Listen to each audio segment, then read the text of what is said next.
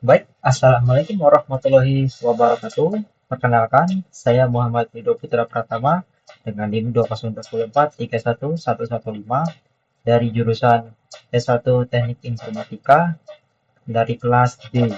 Di sini saya akan mempresentasikan ujian akhir semester dengan tema proposal pengajuan layout ruangan interaksi manusia dan komputer serta desain antarmuka aplikasi to-do list berbasis web.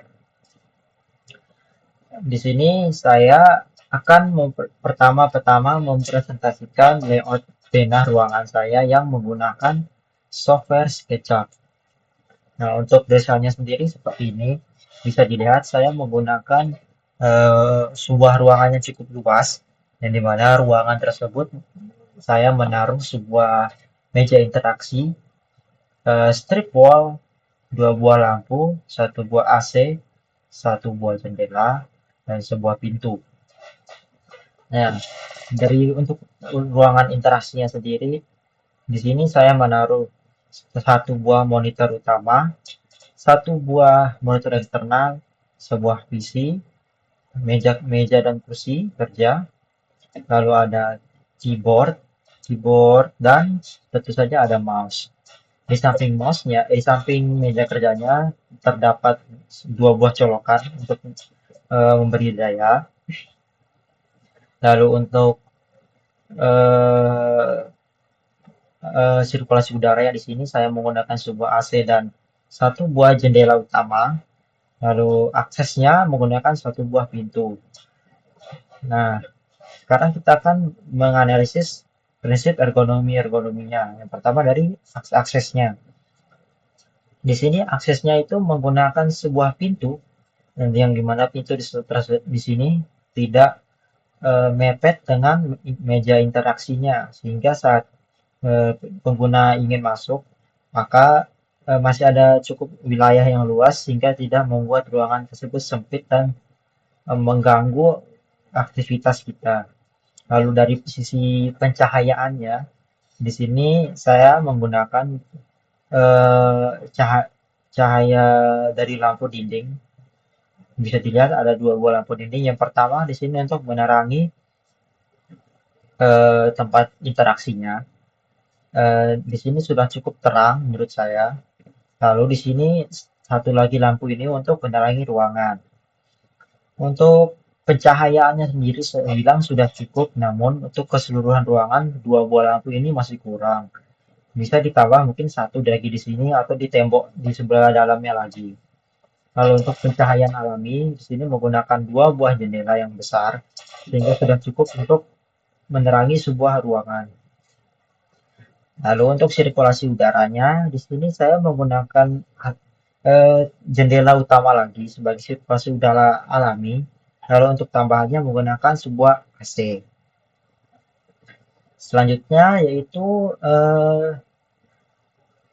pendingin ruangan. Nah, pendingin ruangan di sini saya bilang sudah cukup bagus menggunakan sebuah AC, tapi tidak langsung menabrak ke user sehingga user tidak terlalu mengeraskan kedinginan. Lalu selanjutnya, nah di sini untuk kita analisis tentang kita analisis mengenai tempat interaksi manusia dan komputernya. Pertama di sini bisa dilihat dari jarak dekat, saya sudah bilang tadi ada colokan dengan dua buah lubang, lalu ada monitor utama, monitor eksternal, dan PC-nya. Lalu ada meja kerja, yang dimana meja kerja sini punya ukurannya sudah cukup luas dan cukup nyaman untuk digunakan, dengan dua buah laci di sampingnya. Lalu ada kursi gaming. Nah, untuk kursinya sendiri di sini sudah sangat nyaman, yang dimana kursi gaming sendiri didesain untuk orang yang menggunakan komputer dalam jangka waktu yang cukup lama, sehingga tidak memberatkan tubuh kita. Dari bahannya sendiri bisa dilihat kursi gaming ini memiliki kualitas yang cukup bagus, memiliki armrest di tangan kanan dan tangan kiri sehingga kita bisa mengistirahatkan tangan kita.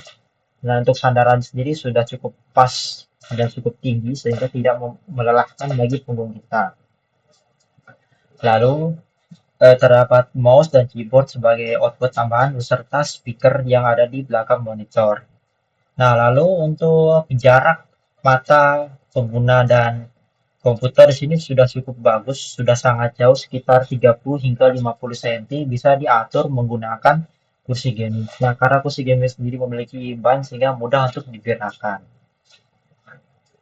Lalu untuk temboknya bagian belakang di sini saya menggunakan strip berwarna hitam dan merah, berwarna merah dengan wallpaper berwarna hitam sehingga membuat mata bisa lebih fokus karena warna hitam tidak terlalu mencolok.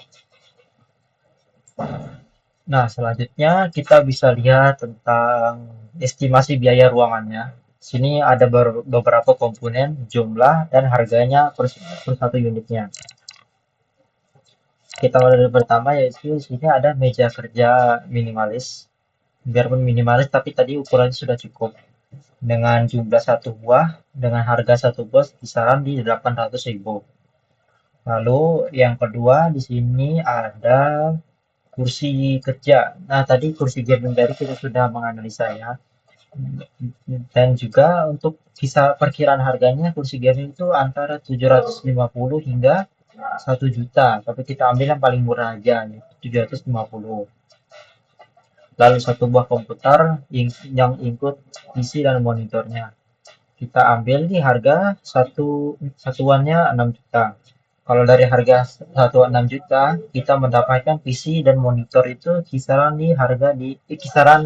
kualitasnya di entry level atau bisa dibilang kualitasnya masih di bawah rata-rata, tapi sudah cukup untuk mengerjakan tugas-tugas ringan seperti Word dan lain-lain.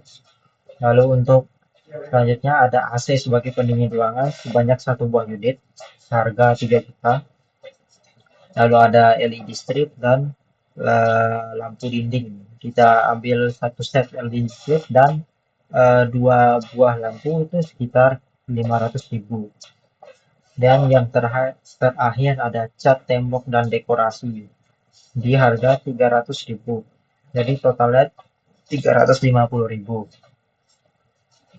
Lalu untuk kekurangannya sendiri di sini belum ada yang namanya akses atau sebuah eh, sebuah benda yang untuk mendukung user dalam melakukan pekerjaan atau interaksinya seperti galon atau tempat meja untuk menaruh air atau mungkin ada kipas, kursi sebagai tempat istirahat atau mungkin lampu tambahan sehingga bisa dilihat dari gambar di sini masih terlihat polosan saja, belum ada tambahan-tambahan yang cukup menarik.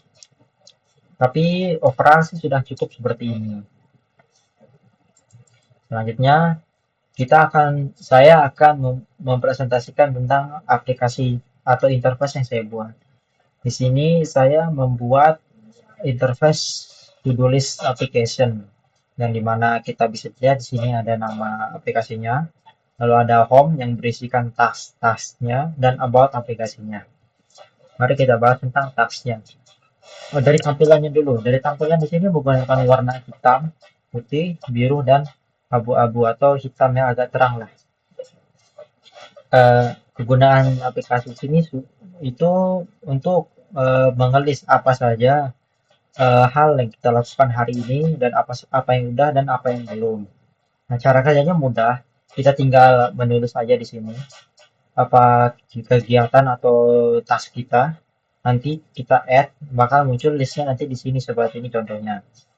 Nah, misal kita sudah menyelesaikan salah satu dari keempat task ini, kita bisa mencentangnya atau mendelete-nya sehingga kita menyisakan task-task yang belum dikerjakan. Nah, untuk aplikasi di sini terdapat aksen biru untuk mempertegas tombol add dan tombol delete-nya di sini menggunakan warna seperti di samping sini. Nah, bisa dilihat dari tampilan di sini sudah cukup simple dan minimalis, namun terlihat modern karena kombinasi warna hitam putih itu banyak yang suka. Dan tampilan sini mudah dibaca dan tidak membingungkan user. Nah, selanjutnya saya akan membacakan atau mempresentasikan tentang estimasi biayanya. Kalau ini juga terdapat estimasi waktu pengerjaannya juga. Kita bisa lihat di sini ada item dan estimasinya. Yang pertama di sini kita menyewa desainer untuk desain aplikasi terlebih dahulu. Kita di sini menggunakan Figma dengan estimasi 2 hari kerja. Lalu ada implementasi HTML dan CSS-nya atau tukang codingnya lah di sini. Karena aplikasinya cukup simpel, jadi kita memperkirakan sekitar 2 hari kerja. Lalu untuk pengujian aplikasinya di sini karena aplikasinya cuma tentang to-do list, tentang ngelis sesuatu, jadi kita ambilnya di 1 hari kerja. Untuk total waktunya di sini kita totalkan jadi 5 hari kerja. Terus jasa desainnya itu kita diambil harganya kisaran 800 hingga 1,5 juta. Lalu jasa codingnya itu sekitar 1 sampai 2 juta. Nah, yang terakhir untuk estimasi total biayanya sekitar 1,8 hingga 3,5 juta. Nah, untuk kekurangan aplikasinya sendiri di sini menurut saya untuk aplikasi to-do list sudah cukup bagus seperti ini aja. Tidak ada tambahan aneh-aneh, tidak ada yang meribetkan. Kalaupun mungkin ada, mungkin bisa ditambahkan sedikit sedikit fungsi seperti kalkulator atau cuaca seperti itu. Lalu untuk